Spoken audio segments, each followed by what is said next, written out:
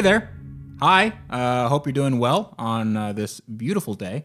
And if it's not a beautiful day where you are, well, just close your eyes and pretend that it is. So this is the Wrench Everyday podcast where we talk about cars and car culture and making stuff with your hands and getting really dirty. My name is Freddie Hernandez, and you may know me as Tavarish on the various webs of The worldwide? The worldwide webs. Sometimes they're not worldwide. Sometimes they're very, very local, but mostly the World Wide Web. So joining me is my partner, and we actually have matching shirts except for the fact that you have nothing written on yours and I have something written on mine. Your name is? Who? You. My name is what? My name is Andrew. Andrew. Yeah, it's that'd be a weird MC name. MC Andrew? Not even MC Andrew, just like MC Andrew sounds like an artist. on the ones and twos. We got Andrew. Yo, tonight we got special guest Derek. Derek actually with that inflection sounds fine, but it's like, all right, everybody, put your hands up for Gary.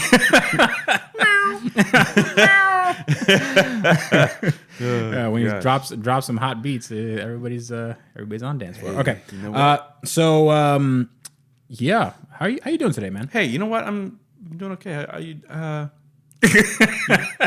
You doing okay? It's the same thing that like if somebody asks you the time and you just freak out. Hey, what time is it? Good, you? The hands is the 4. It's at the 4. Look.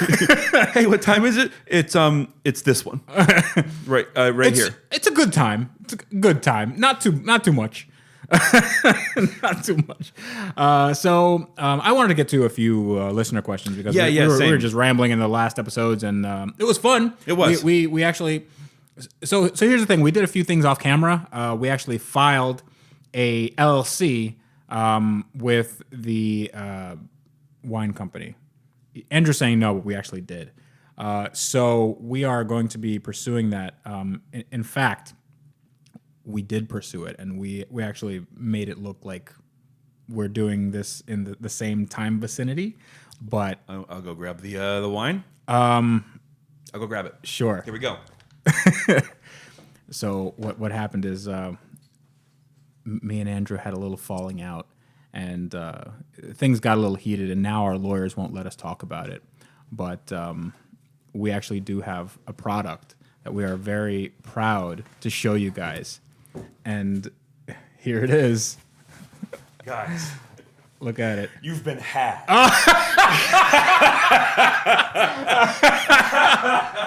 Oh, yeah. Yeah, okay. Yeah. No, we would never do anything like that because we're too lazy. Way too lazy. But we will let you guys give us some content to talk about. And you have done that via email. And what email have we gotten from our subjects? We have an email from one James Darude. Sandstorm? Darude. James Darude. He says, Yes! Yes! Oh, man. I'm so glad that moment was caught on camera. Yes. We got 2 zingers in a row right there. Okay, all right. Oh, man. That will never happen again. It won't. So James Darude says, I was waiting for you to do it. We do finish each other's sandwiches. Yep. He says, guys, love the podcast. I don't know if it means he loves the podcast, if he's commanding us to love the podcast. You should love the podcast. Like, everyone should okay, love. I will more than I do. He says he has a somewhat selfish request for a show. Okay. He says that he, much like I, Andrew, have a weird thing for the 80s. The cars, the fashion, the music, the cocaine. All right. He's all about it. He goes on to say that his project car is a $4,600 1989 Corvette with the made in West Germany ZF6 6-speed transmission. I didn't know they came in 6-speed. I don't know that much about Corvettes because I'm not a huge fan. I mean, I actually did a little bit of research on the Corvette a million years ago, but I know that in the 80s they came with this weird 4+3 manual. So it was like a 4-speed, but then you had 3 overdrive gears. So essentially it was a 7-speed, but you had it was like a rear end thing. So it would change your ratios. So you had 4-speed, you had 4, you just didn't have a double first. It was weird.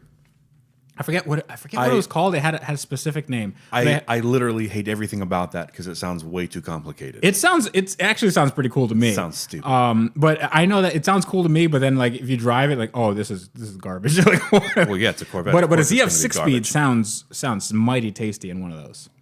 I'm not gonna lie. I'll put the picture on screen here. Jeez. Too much Gearbox wine. Yeah. But the pop filter caught most of that, I think. Yeah. You guys didn't hear that, right? I'll ring out the pop filter when we're done. It's dripping right now. Precious wine. Mm-hmm. This thing is clean. This car is clean. Is it? It looks mighty fine. Let me see. Wow, that is. Okay, there's no need to yell. It's just a Corvette. Wow. Thank you. He says that he literally wrenches every day on the thing. It's old and slow, but it does good burnouts, and that's what he's all about. That's all you need. Yep. And what exactly is his question? Because he's talking about a lot about the 80s and a lot about this waxing Corvette. poet. Yeah. Hold on. Okay. Yeah. It's like you have to scroll through 5 pages. Yeah. He actually says, so the point of this rambling is to throw out the idea of a podcast dedicated to favorite cars of the 80s. Okay. I don't have any favorite cars of the 80s. You do it. I'm going to go to sleep. Okay, so my first favorite car of the 80s is probably, you can see it from a mile away. It's the FB RX-7, the first gen RX-7. It's just perfect. It's perfect. Well, in the last week of podcast, I told you to watch Boosted Boys channel, right? Still haven't done it. You still haven't done it. Still haven't done it. You know how I know you haven't done it? Because if you did, you would have seen that Boosted Boys was looking at an FBRX7 for $600 that ran and drove. Where? Exactly right. I think it was in Colorado. Road trip. Right? So that's how I know you didn't see the Boosted Boys channel, because you would have been like, we got to get this thing. We got to get this thing now. But a running driving FBRX7, that's an absolute steal for $600. I need it. Yeah. So yeah, let's do it. We can. I mean, we can see if if it's still available. We'd have to see. Probably has some rust and stuff. And yeah. What's some rust on a '80s Mazda? nothing. Nothing, right? Other than complete death. Yeah. We die like men. Yes. Mm-hmm. So that's a given. Right. That's a given. But why? I like its simplicity. I like that it is rotary powered. But what car wasn't simple back then? I mean, other than like a Cadillac Luxo barge or something like that had a lot of needless comforts. Most cars back then would have been considered simple, even by today's standards, at least. Correct. But I feel like it's advanced simple. Advanced simple. Yeah. It's simple. It's gone past simple. It's simple plus. Simple plus. Simple plus. Simple plus. Simple plus. The whole podcast is just us making noises. I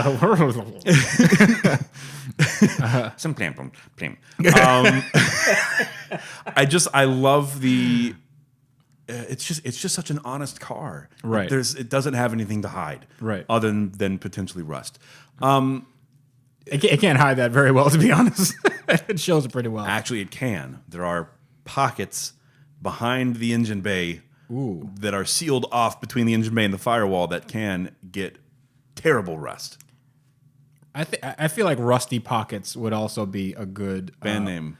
Not band name. It would be like drummer. That's a drummer material. Or no, bassist. No, because when you're a drummer, I'm a drummer. Having a good groove that's perfect and on time. That's called being in the pocket. Okay. So Rusty Pockets. Ooh.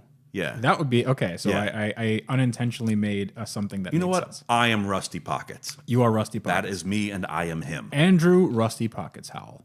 Okay, so And Andrew Fingerguns Rusty Pockets Howell. Andrew Finger Guns Rusty Pockets. Yeah. So your pseudonym has a pseudonym, right? What did you call me? Should I see a doctor? My pseudonym has a pseudonym. You might need to, but again, it's only if it lasts for more than 4 hours. So so the FBRX7 can hide some issues. What car is that? Would that be like your? Are we going by number order? Are we going by like order of like what you like the most? Or I mean, I think it's probably a given by now that I'm kind of preferential to the FBRX7. Sure, but anything else in that echelon would that kind of tickle your pickle? Oh, that's a strange way to put it, but yeah. There are a few other cars I could think of. One right off the bat, and we mentioned this before on the show, is the Lancia Delta Integrale. Really? Okay. Yeah. So, fun fact: the guy with the Koenigsegg that I met during the Sebring Michelin event, he brought for those of you who don't know, I had a whole podcast about when I went out to Sebring with Michelin, and the first day I was there was a guy with a privately owned Koenigsegg Agera RS. And this thing was amazing. But I talked to him during dinner, and he has, I think, one of his daily drivers, because of course you have more than one daily driver. Of course, yeah, and of course it would be. It's a Lancia Delta Integrale. Of course it would be. Yeah. And he talks about how with that car, the people who know what it is, they freak out. Everybody else thinks it's a pile of crap. It's just some old Econo box, right? Meanwhile, this is like Italian rally champion, this is Pedigree. Yeah. This is like really fun to drive, and turbo engines and Sega Rally and all that stuff. Yeah. I mean, you can get one. Where can you get one? I mean, I have no idea what they're trading for. I haven't followed that at all. Me either, because I've just assumed that they are expensive and I cannot afford one, so I don't bother. I think, for the amount of money you paid for your Ford Focus, I'm pretty sure you can get a Delta Integrale. I'll get right on that. You wanna do a straight up trade? If somebody said, "I will give you my Integrale for your Ford Focus, for your for your ST, all right, for that thing that you drove up here," then would you do that trade? Man, you know what? I probably would. You probably would. Yep. Why don't you get on it? Because I'm pretty sure that there's a guy who has an Integrale, and I know you're watching this podcast. If you want to trade your all-wheel drive. No. If you want to trade your problematic, oil-leaking, old Italian just nightmare. Nightmare. You want to trade in your night tamare. It's a liability to everyone on the road, okay? Every time you go out, it's basically a death trap. It's just the most unreliable, unsafe. It's ugly. It's an ugly car. No, it's not. It's beautiful. It's an ugly car. You're lying. And you should definitely trade it for something that's newer, has more power, is better creature comforts, has working AC, has navigation, right? Mm-hmm. And that's a no-brainer, dude. Why wouldn't you do that? So you, Lancia Integrale owner, you better dust off that title, because this guy is about to rock your world with his ST, with a brand new OZ Racing Rally Racing wheel. Says a guy that bought a Lamborghini that was on fire. Well, I mean, let's not bring personal things into this. So, all right. So what other cars do you fancy, Mr. Howell? Finger guns, Sir Finger Guns. The Audi Quattro, the coupe. Just beefy, monstrous goodness. So, was there a Quattro UR, like UR or something like that? Yeah. The UR, I think that was the short wheel. There was a short wheelbase version. Right. Was that the rally one? I think so. And that one looks kind of weird. I like the Quattro, just the short wheelbase looks stupid. It's 280s. Like 280s for you? Yeah. That's a bridge too far. Yeah. Wow. it's like that's like the Cookie Monster saying like that too much cookie. Pretty much. It's too cookie. It's either too much 80 or it's just the proportions are not correct. Okay. It's almost as tall as it is long. It's a miniature semi-truck. I don't get it. Okay. I sort of get that, but Audis were not great lookers in the 80s when they first started. So Audis, They were though. I don't think so. I think they were just kind of boxy and they weren't really. Yeah. No, but everything. I understand everything was boxy, but there were other cars that like had real style back then. Right. And like the FBRX7 was not boxy. It was angular, but it wasn't boxy. Right. But I mean, I just listed that I wanted Integrale, which is also en box. Italians aren't good at making cars ahead of their time. They're not really good at that. I've noticed that they're good at making cars right now. The best looking cars right now. But if you ask them to make a car that's like make a car like it was made in the year 2030, they'd be like they just go on break or something. I don't know, man. Okay, give me a car that was ahead of its time, made by Italy. Miura Ahead of its time. I don't think so. I think that was Transverse mounted midship V12. Yeah, but Ferrari had been doing that in racing for a while, and Pagani Huayra. But is that? I don't know. I tend to think that that's very of its era. I think that a lot of the hypercars they look very angular, and I'm gonna get a lot of flack for this. I don't think the Huayra is a good looking car. It's way too busy for me. Like if you tell somebody, hey, draw a Huayra, like I quit. I could do like the basic shape. That's fair. No, but like what basic shape is a Huayra? It looks weird in the front. It looks weird in the back. It's super expensive. I'm sure it's really fast, but I don't find it a good looking car. I didn't really find the Zonda to be that good looking either. I love the Zonda. I like the you know what Zonda I love the Zonda R. I think the Zonda R is probably the best looking. The Zonda is I'm not gonna say the Zonda is not a good looking car. I don't think it's it's one of those things where you're a man, right? I assume. I don't want to misgender you. But there are women or people of the opposite sex, or whatever, right? That are beautiful but not hot. And there are people who are hot but not beautiful, right? They have certain qualities about them that evokes those emotions, right? Sure, yeah. I think this is one of those things where this car is hot. I wouldn't call it beautiful. Like the Aston Martin Vantage is a beautiful car. I wouldn't call it hot. Like I wouldn't call it, hot is more of like a temporary, like one use type of term. Yes, hot is a burning flame that eventually it's a firecracker. Right. Whereas So beautiful is like I can appreciate that in 30 years. it's a mountains. Yeah, I mean it's a mountains. It is and mountains. That's Coors' next slogan. Coors, it's a mountains. Coors, because you drink the beer and it's cold. Because you drink the beer and it's cold. Coors Light, because you drink water. So I think it's one of those things where the Zonda and the Huayra, they're hot cars. They're clickbait. They're great. They're clickbait for your eyes. Okay. You go to a Cars and Coffee and you're like, oh, there's a Huayra. Like great, but then like after a while, like you'd never want to own one, right? But then like you see a beautiful car, like let's say something that's like a Jaguar E-Type, and you go, wow, Wow, I'd want to own one of those. I would love to own a Huayra. I think I like them a lot. I think that they're super unique. They're kind of weird. No, they definitely have those things. I am in no way saying that the car's bad, right? The interior is a work of art.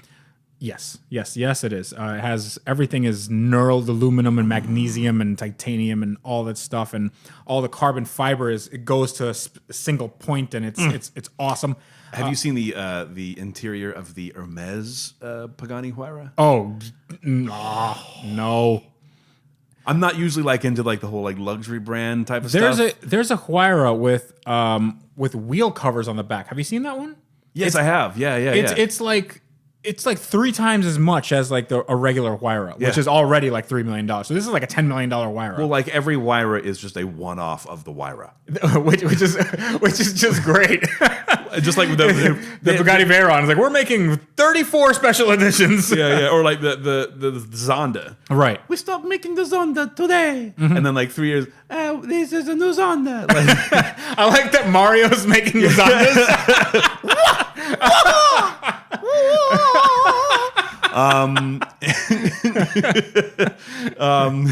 Oh God, that's what Horatio Pagani really sounds like. Yeah. Horatio Pagani. I make the car very fast. The car goes vroom vroom. And I had to save the princess. Oh God, that no. The car is made of carbon fiber. Carbotanium. Oh God. I'm sorry to anyone that is not playing Mario right now. Yeah. Horatio, let's talk. Your cars are awesome. Let's get some spaghetti bolognese together. Yes, that's actually pretty good. You can't. You're on keto. But me and You're on keto too.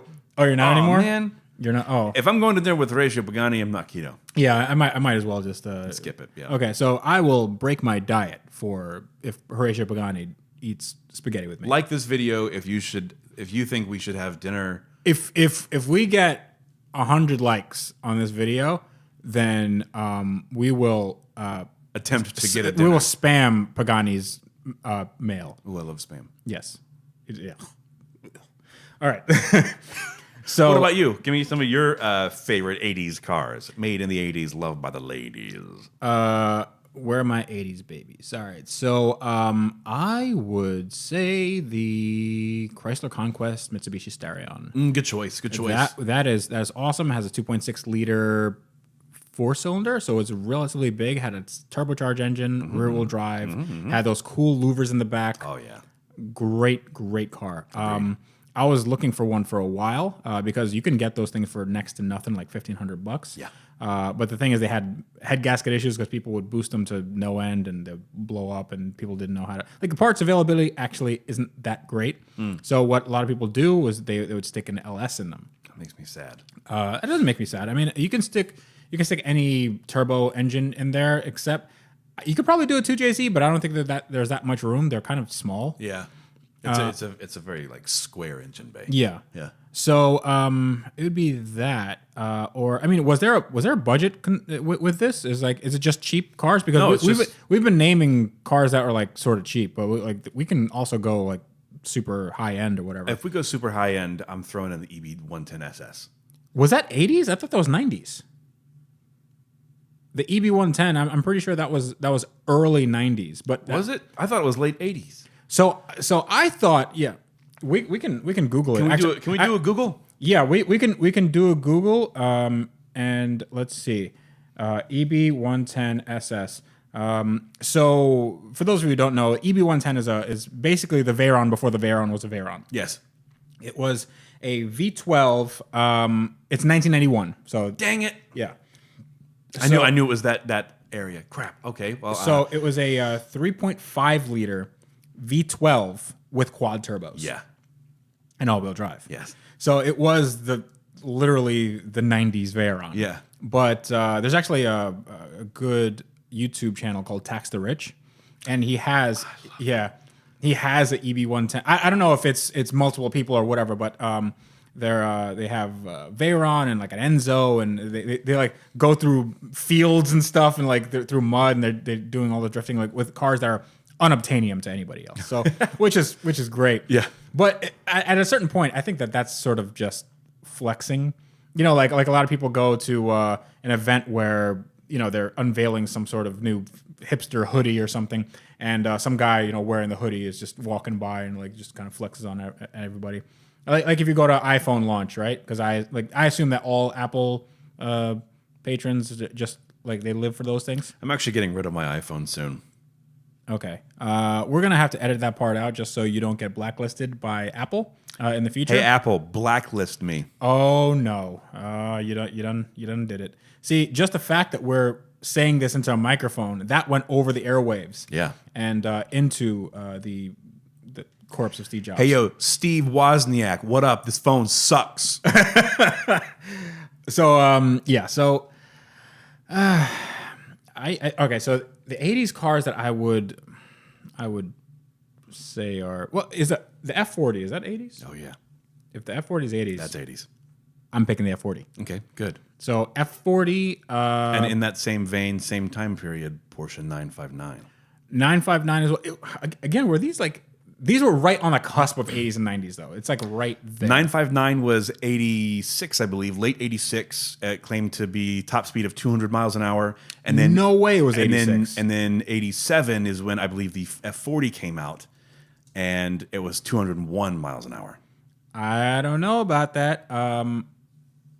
You're right. Thanks.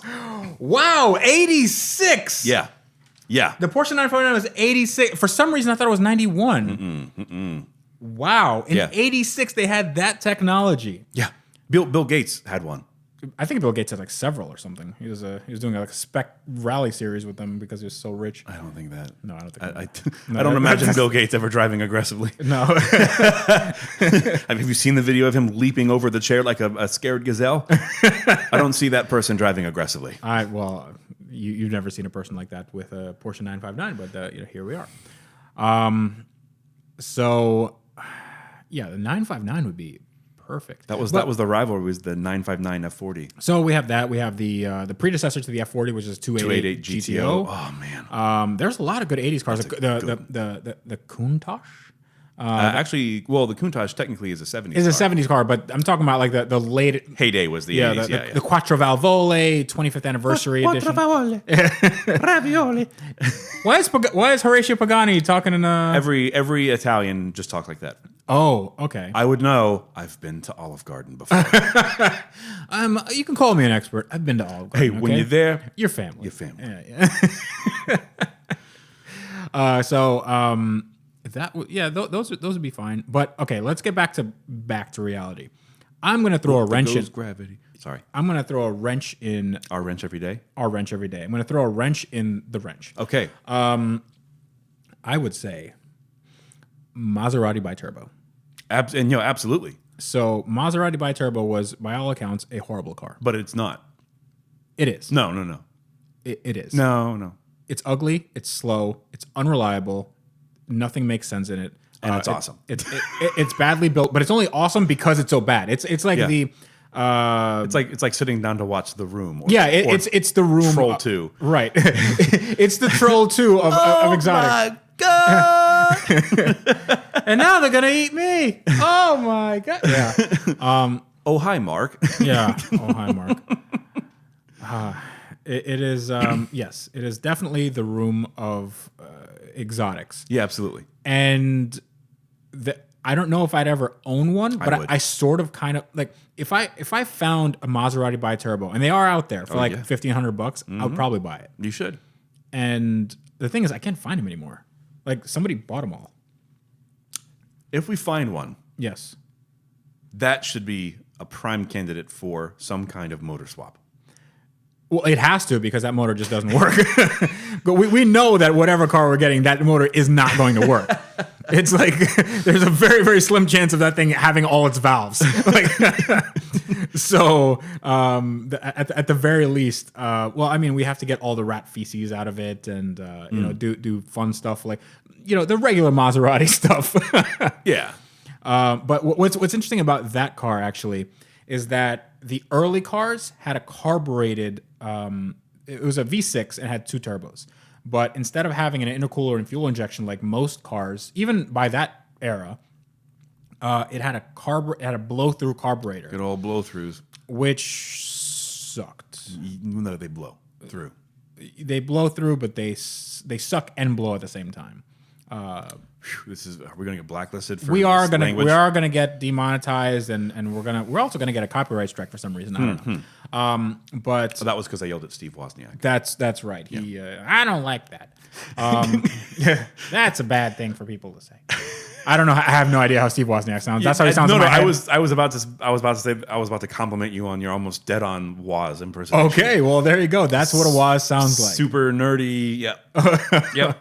All right. Well, there you go. So I think that the biturbo would probably be a good candidate for something like that, but only if you hate yourself. Only if because there's probably not going to be a lot of Maserati parts available. So you just use parts from other cars. Use parts from other cars, but then what's the difference between like a Maserati biturbo and a Yugo? Because it's like the same thing. To get to the other side. Actually, speaking of that, I mean Yugo's a pretty okay. Yeah. That's a car. I would totally have one as a daily. I think they're hilarious. You would not. You would. Have you driven one? No, but I want. No. Okay, so this is the inherent problem, and this is a problem with you guys as well. And it's a problem with me. It's a problem with everybody. It's a problem with society. So now we've gone from podcast to therapy session. Aha! Let me tell you this: the Yugo. There's a lot. There's a thread. Not to be confused with Yu-Gi-Oh. No, that's a little bit different. Actually, it's same in a lot of ways, but it's different in more ways. Okay. But the Yugo, just as well as any other bad car, and when we're talking about bad car, we're talking about unreliable, unsafe, all that stuff, right? All the usual bad stuff. People say they want to drive them, and wouldn't it be cool? That novelty wears off in literally 5 minutes. By the time you get to 60.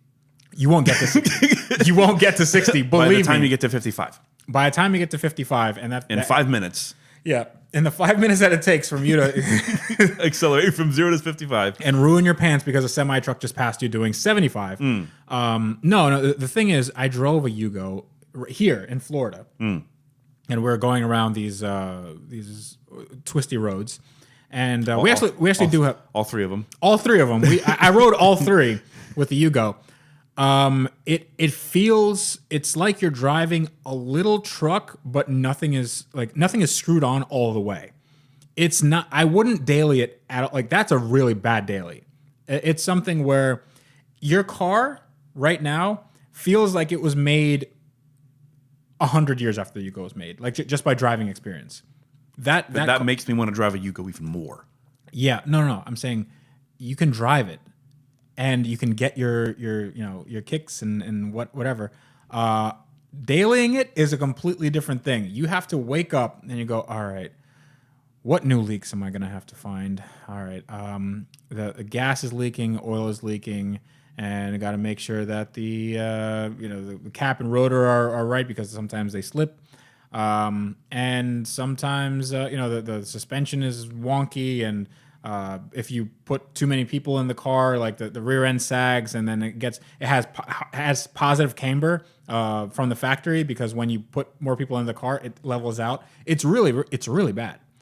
So I gifted one of these things to Mike Balaban. Like I know, and this one was actually modified with better wheels and tires, and it still rode like crap. To me, in my head, I'm saying challenge accepted, because this is just car ownership on expert level. Sure. Again, challenge accepted when on a weekend where you're like, cool car, bro. Thanks for letting me drive it. Not when Monday morning, oh crap, I don't want to go to work. And you're dreading going to work, and then your car's just it's a monumental piece of junk, and you have no AC. You have 3 buttons in the dash, and none of them work. and all you have in front of you is like some communist grade speedometer, and you don't even have a rev counter. There's no rev counter in that car. Everything is made of plastic and falling apart. And then you're like, Russia, well, at least this is fun. In communist Russia, rev counts you. Yeah, exactly. So, I don't get that at all. Like, I don't think people should have bad cars as dailies, because that's how we get people that just fly off the handle. And like, you ever seen people that you have, just innocuous conversations with, and they just like, hey, how are you doing? I'll tell you how I'm doing. Yeah, okay, I gotcha. Yeah. And like, it's because the car they rode in on was Was it Yugo? Well, it might have been, but it was Yugo-esque. It was just something where I drive a hateful little Econobox, and I hate the where I am in life. And this is not a car should make you feel good about being there. Right. A car should be like, don't worry, I'll take care of this. Like, I'll take care. Whatever. We'll get you to where you need to go. I'll take care of this. We'll do it together. That would be the perfect daily. That's like, you know what? It's a. I like being in the car. It's a good place to be. And let's say if I hit a little traffic, no big deal, usually. But if it's like, well, you should have worked a little harder, maybe if you worked a little harder and you got that promotion, you can afford a better version of me. But you didn't, and you got the DX version, and now you have to roll up your own windows. So, when you have something like, and it's just a constant reminder. You could have saved up for 2 more months and got a Ford Aspire, but instead, you had to go for the Yugo. You could have gotten so much more car, but I would not daily these things. Okay, that's fair. So those are my 80s cars. I think I have more, and I think you probably have more. Oh, yeah, we could probably do like 7 episodes on this stuff. All right, so the next 7 episodes is going to be all about cars that we love in the 80s. Thanks, Mr. Darude. Yeah. Thank you, Senor Sandstorm. Gracias, señor Sandstorm. Yes. So if you'd like to contact us, you can do so at iwrencheveryday@gmail.com. I had a little bit of brain fart there. Don't hurt yourself. I already did. So you can also contact us on Instagram and Twitter. That is Wrench Every Day. And you can contact me at The Real Tavarish. That is Instagram and Twitter. I think we also have a Facebook group, but I don't know. It's not a group, it's just a page. But I can make a group. We have a Facebook page. I have no idea what information. Like this video if you would like for us to create a Facebook group. Okay, so we'll do that. Andrew, where can they find you? Right here. Hello. Hi. Yes. Also on the Twitter at 1565, the word 15, the number 65, or on Instagram at Heavy Metal FL. Awesome. So that's it for today. I am Trying to sound as good as me, but just I am completely failing. This is me, Tavarish, for Mr. Andrew Howell, reminding you guys to wrench every day.